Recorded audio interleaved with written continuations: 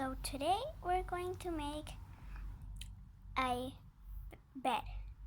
So first up, you're gonna need a base plate.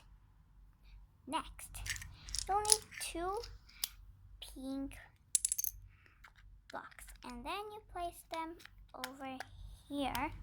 So 1 on each side. And then the same way, you need 2 whites. And then you place them on the opposite side. Next, you need 2 of these ones. So you place it only on the pink ones and leave the 2 whites open. Next, you take this violet lovely piece. It's a balcony piece from Frozen set.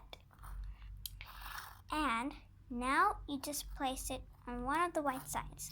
You take this and place it on the other white side. Done. And this is just a block separator in case you need. Thank you. Make sure you subscribe. Bye.